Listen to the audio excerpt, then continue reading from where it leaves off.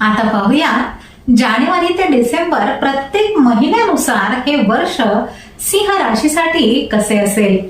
जानेवारी आणि फेब्रुवारी महिन्यामध्ये कामाच्या ठिकाणी तुमची पकड मजबूत होईल आणि उत्पन्नासाठी चांगला काळ असेल।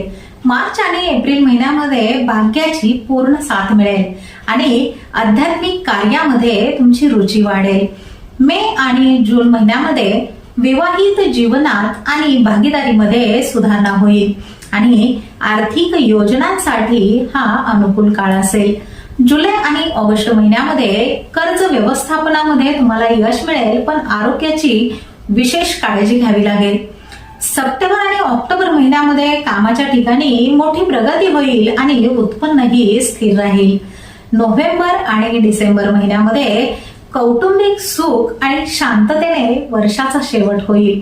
आता पाहूया या वर्षी सिंह राशीने काय करावे आणि काय करू नये। 2026 या वर्षामध्ये सिंह राशीने मोठी उद्दिष्ट निश्चित करावीत आणि त्यासाठी कठोर मेहनत करण्याची तयारीही ठेवावी। त्याचबरोबर अति आत्मविश्वास ठेवून किंवा गर्व बाळगून कोणाचाही अपमान करू नये। तसेच सिंह राशीने यावर्षी आरोग्याच्या तक्रारींकडे अजिबात दुर्लक्ष करू नये। योग्य वेळी योग्य उपचार आणि डॉक्टरांचा सल्ला घेणेही यावर्षी आवश्यक आहे। थोडक्यात सांगायचे तर 2026 हे वर्ष तुमच्यासाठी बदल स्वीकारण्याचे आहे। काही वेळा ते गोंधळात टाकणारे आणि आव्हानात्मकही असू शकते, पण त्याचे फळ तुम्हाला नक्कीच मिळेल।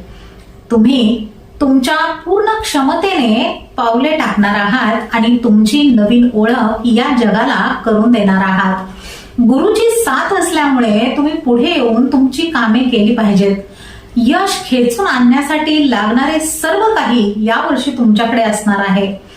तर मग तुम्ही येणारे 2026 हे वर्ष तुमचे सर्वोत्तम वर्ष बनविण्यासाठी तयार आहात का? श्री स्वामी समर्थ।